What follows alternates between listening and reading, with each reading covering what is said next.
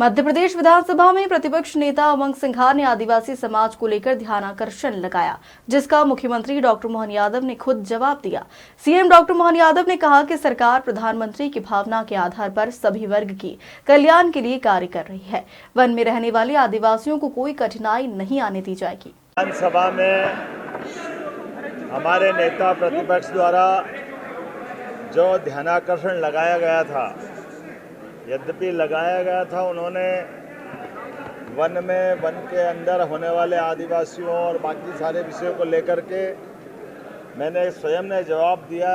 यद्यपि वन राज्य मंत्री ने भी तथ्यात्मक रूप से उनको जवाब दिया है, लेकिन जैसे मैंने उनको सदन में भी बताया और आपको भी बताना चाहूँगा, हमारी सरकार यशस्वी प्रधानमंत्री की उस भावना के आधार पर जो सभी वर्गों के कल्याण के लिए काम कर रही है, उसी प्रकार से आदिवासी क्षेत्र में भी, वनवासी क्षेत्र में भी सभी प्रकार के निवासरत रहने वाले सभी निवासियों के लिए किसी प्रकार की कोई कठिनाई नहीं आने देगी। उनके लिए धरती आबा योजना, प्रधानमंत्री जनमन आबा योजना, ऐसे कामों के बलबूते पर माननीय प्रधानमंत्री ने समयबद्ध रूप से सारे 89 ब्लॉक के अंदर विशेष धनराशि भी दी है, जिसके आधार पर वनवासी क्षेत्र में, आदिवासी क्षेत्र में सड़क बनाने के निर्माण से लगाकर स्कूल, हॉस्पिटल, आदिवासी भाई बहनों को 2-2 लाख रुपया उनके अपने मकान बनाने के लेकर के ऐसे कई प्रकार के काम हमने चालू किए। और फिर भी हमने कहा कि हम दलों की भावना से ऊपर उठकर, अगर प्रतिपक्ष या पक्ष के किसी भी सदस्य ने आदिवासी अंचल में और भी अच्छे विकास की कोई बात कही है, सरकार उसके साथ भी खड़ी रहेगी। सदन के अलावा भी बैठ कर के बात करना हो तो हम आदिवासियों के हितों के लिए, आदिवासी, एससी, एसटी, ओबीसी, सामान्य वर्ग सभी के जन कल्याण के लिए सरकार बड़ी जवाबदारी के साथ काम कर रही है।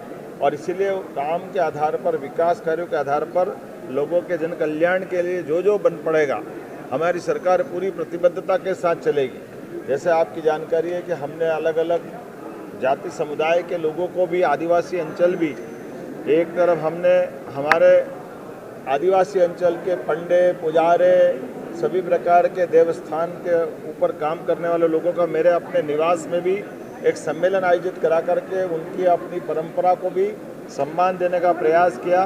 दूसरे भगोरे और त्यौहार से लगा करके उन सारे त्योहारों को भी हमने कहा कि इसको राष्ट्रीय स्तर पर पहचान बनाएंगे। डीजे बंद करा करके जो ट्राइबल के अपने पारंपरिक वाद्य हैं, उन वाद्यों का वो उपयोग करें, इसको भी प्रोत्साहन देते हुए हमने आदिवासी परंपराओं को लगातार प्रोत्साहित किया। और आपकी जानकारी बताना चाहूँगा, इसका परिणाम निकला कि झाबुआ जैसे ज़िले में शादी ब्याह में डीजे पूरी तरह प्रतिबंधित समाज के लोगों ने भी कर लिया, पंचायत स्तर पर भी कर लिया। अब वो पारंपरिक वाद्यों से अपने ब्याह शादी कार्यक्रम संपन्न कराते हैं। ऐसे प्रत्येक क्षेत्र की जो उनकी अपनी पहचान है, उसमें हम जन कल्याण की भावना को ध्यान में रखते हुए सबके साथ खड़े हैं। लगातार सरकार प्रत्येक आदिवासी भाई बहन के लिए तत्पर है। और ख़ासकर हमने भी कहा कि बरसात के समय किसी भी आदिवासी भाई बहन को मकान से बेदखल नहीं करा जाएगा और उनके अपने पट्टे वगैरह दिलाने के मसले को भी हम सबसे ज़्यादा करेंगे। उल्लेखनीय है कि हमारी सरकार के द्वारा ही सबसे ज़्यादा पट्टे दिए गए। पूर्ववर्ती कांग्रेस की सरकार ने एक पट्टा नहीं दिया था, लगभग 23,500 से ज़्यादा पट्टे हमारी सरकार ने दिए हैं। लेकिन फिर भी दलगत भावना से ऊपर उठ करके और भी ऐसे जो मसले होंगे हम मिलकर के तैयार हैं। साथ ही साथ आज मैं बाढ़ आपदा प्रबंधन की दृष्टि से, जो पिछले समय बाढ़ आई थी, सर्वाधिक बाढ़ जिसमें हमको अपनी सेना बुला करके गुना शिवपुरी में बचाव का प्रबंधन करना पड़ा था, आज मैं अपने माननीय मंत्री ज्योतिरादित्य सिंधिया जी के साथ बाढ़ आपदा के लिए भी जा रहा हूं। देख करके आने के साथ पूरे प्रदेश के अंदर हमने निर्देश तो पहले ही जारी कर दिए कि सभी कलेक्टर अपने अपने ज़िले में इस बाढ़ के कारण से किसी की जनहानि, किसी की पशु हानि या किसी की प्रॉपर्टी या पुल पुलिया सड़क का नुकसान अगर हुआ है तो यथायोग की तुरंत गति से वो जन सुविधाएं बहाल करे, सर्वे करे, राहत राशि, मुआवजा राशि जो देना हो दे।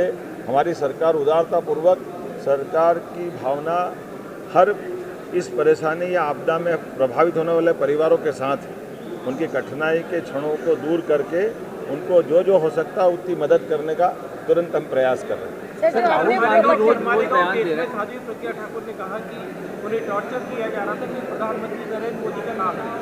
देखिए, ये तो अब सब अपने आप ओपन हो ही गया, जो हम शुरू से कह रहे थे। साध्वी जी के सामने जो न्यायालय ने फैसला दिया है वो दूध का दूध पानी का पानी हो गया।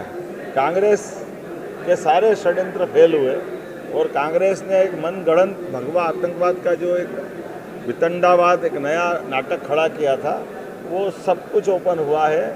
हिंदू कभी आतंकवादी नहीं हो सकता, ये एक बार न्यायालय ने फिर सिद्ध किया। राहुल गांधी के रोज बयान आ रहे हैं, कभी ट्रंप का support ये कर बड़ा रहे हैं। गंभीर मसला है। मैं आप सबके माध्यम से राहुल गांधी जी पे और कांग्रेस के वरिष्ठ नेताओं को भी निवेदन करना चाहूँगा। कांग्रेस लोकतंत्र के सबसे मजबूत आधार स्तंभों पर जिस ढंग से राहुल गांधी जी प्रहार कर रहे हैं और एक के बाद एक मुंह की खाते हैं, वो न्यायालय सिस्टम पे प्रश्न खड़ा करते हैं, न्यायालय को नहीं मानते हैं। यद्यपि न्यायालय से कई बार फटकार पड़ी, कई बार वो माफ़ी मांगते हैं, अर्थात न्यायालय पे उनका सुप्रीम कोर्ट पे भरोसा नहीं है। एक तरफ वो चुनाव आयोग पे प्रश्न खड़ा करते हैं, चुनाव आयोग के माध्यम से इस देश का गणतंत्र दुनिया के सामने आदर्श गणतंत्र है, सबसे बड़ा गणतंत्र अगर दुनिया में जिंदा है तो चुनाव आयोग की निष्पक्षता के आधार पर है, लेकिन ये चुनाव आयोग को भी नहीं मानते। भारतीय जनता के साथ जो हमारी सबकी भावना है कि एक तरफ न्यायालय, एक तरफ चुनाव आयोग और देश की आशा आकांक्षा के केंद्र हमारे सशस्त्र बल, सैन्य बल, सेनाएं, लेकिन जब भी भारत की सेनाओं ने विदेशियों से मुकाबला करके उनके दांत खट्टे किए, उनको घर में मारा, तब भी हमेशा राहुल गांधी के मुंह से बजाय सेना की तारीफ करने के वो कभी चाइना की,